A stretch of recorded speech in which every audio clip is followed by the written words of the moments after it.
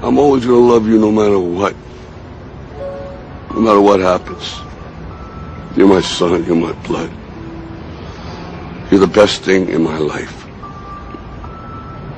But until you start believing in yourself, you ain't gonna have a life.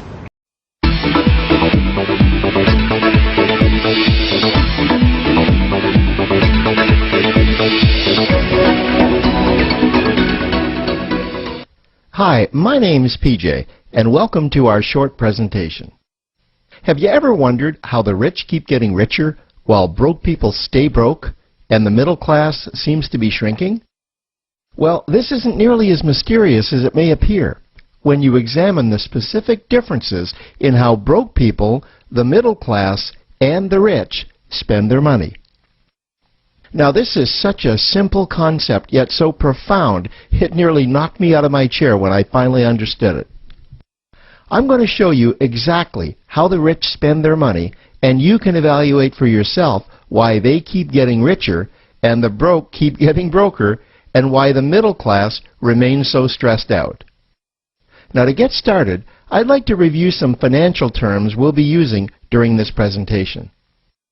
The terms that you need to be familiar with are cash flow, which means money you bring in, expenses, which means money you spend, assets. Now, this is the most confusing one.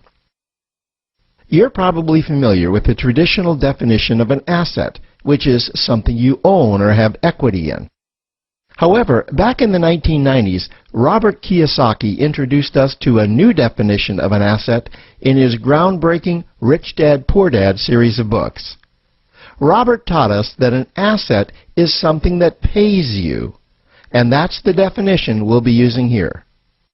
Liabilities is the last term, and it's defined as things that cost you money. As an example, a house is typically viewed as an asset.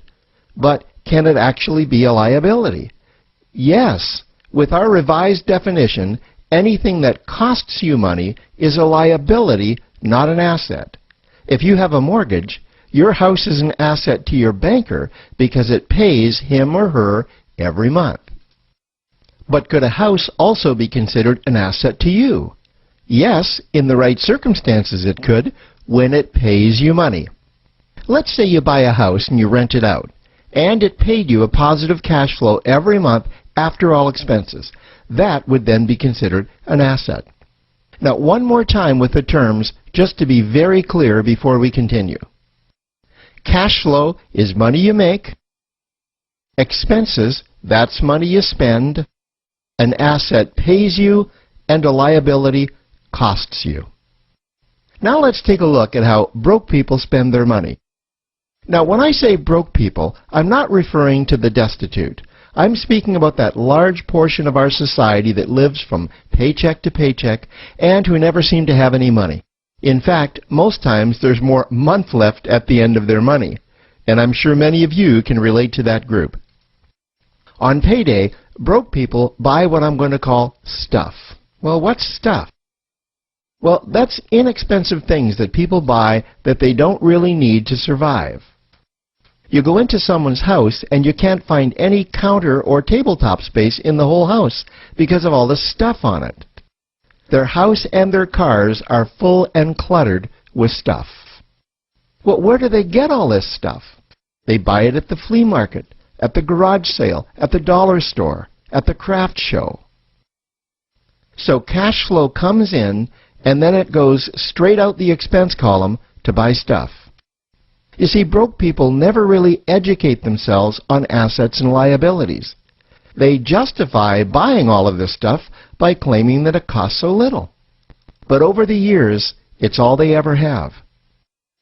The problem is their cash flow never produced or created more cash flow. Now, please understand, I'm not undermining or taking any shots at this or any group. I just see a lot of financial difficulty out there, and it really doesn't need to be that way. Creating wealth isn't a mystery, it's a formula. The only reason someone doesn't create wealth is because they either don't know the formula or they don't apply the formula. Now let's take a look at the middle class. The middle class is the group that society mistakenly thinks are rich. They're not. Yes, they typically earn a six-figure income, and many of them appear rich, but it's what they buy with their money that keeps them prisoners of the middle class. What they typically buy are liabilities. Remember the definition of a liability? Things that cost you. By buying liabilities, the money gets pushed up and out their expense column. Liabilities are items like cars, boats, houses, airplanes, credit card debt. Now let's see just how this happens. The middle class gets a nice paycheck, let's say $10,000 for the month.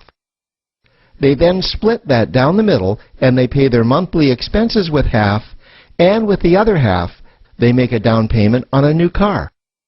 The car costs $5,000 down, and after they add on the insurance and the maintenance, that liability now costs $1,100 new dollars every single month. A few months go by, and they want a boat, then a vacation home, a Rolex watch on their credit card, a vacation on their credit card. And before you know it, their liabilities have raised their expense levels to near or above their income levels. They actually spend equal to or more than they make. Meaning that they have to go to work and make a certain amount of money every single month just to cover their liabilities. The other important issue with both broke people and the middle class is that normally all of their cash flow is dependent on their own effort. Meaning that they've educated themselves to exchange their knowledge and expertise for someone's money.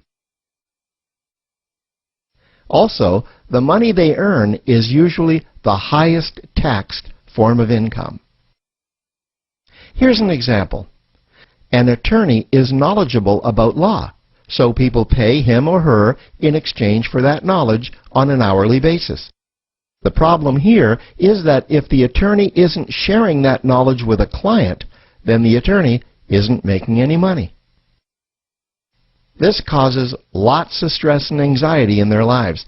And if you ever ask them to take an afternoon off to play golf with you, well, they very rarely can because of how much money it'll cost them to take that time off. On the surface, life's pretty good. The reality is that it's a roller coaster ride. That's the middle class. Now, I know this group very well because for a great deal of my adult life, that was me. Now let's take a look at how the rich people spend their money. Rich people acquire assets. Again, an asset is something that pays you. If you want to become rich, buy assets that earn you more money. The money cycle looks like this. Acquire assets that produce cash flow, invest the profits to acquire more assets that produce more cash flow, invest those profits to acquire more assets that produce more cash flow. The rich spend their money and acquire things that produce more money. Here are a few examples of assets that produce more money. Investments are the obvious ones: stocks, bonds, real estate. Education is another asset. If you learn how to do something that produces more money for you and you actually do it, that's buying an asset. There's a great quote that goes, "If you think education is expensive, you should see how expensive stupidity is." Another example of assets you can acquire that pay you are cash-generating opportunities, especially those opportunities that can create a passive cash flow.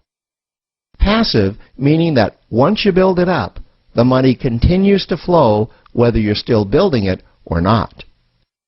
Here's a small example. Let's suppose you bought a pinball machine and you put it in a barber shop, and you don't spend any of the profits. You save them until you can buy another pinball machine and put it in another barber shop. This, by the way, was Warren Buffett's first business. If you don't know who Warren Buffett is, he's one of the top 2 richest men in America. The rich are extremely eager to find those passive cash-generating opportunities because those opportunities continue to pay them month after month, year after year, long after they've stopped working the opportunity. You know, I see this happen again and again with successful entrepreneurs. They find a passive cash flow stream that they build up, and it continues to pay them month after month, year after year. They then take those profits and multiply them in another passive cash-generating opportunity, and then again in another. In conclusion, here's what I've learned over the years. You can't find these passive cash-generating opportunities unless you're open to hearing about them. Then, once you find them, you must be willing to see what fits you and then act. Now, the reason I say this is that I once answered a hokey little ad that I ended up generating 7 figures from, simply because I answered that ad and then took action. These opportunities are out there. You just need to find them. You also must be opportunistic enough that when the right situation does present itself, you don't miss it. So remember, broke people buy stuff, the middle class buy liabilities, and the rich acquire assets, preferably cash-generating opportunities that can create passive cash flow.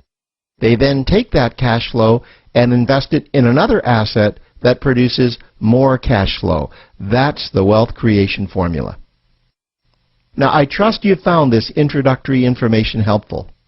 Now, to learn about one of the greatest cash-generating machines on the planet, click on the link below to proceed to step 2.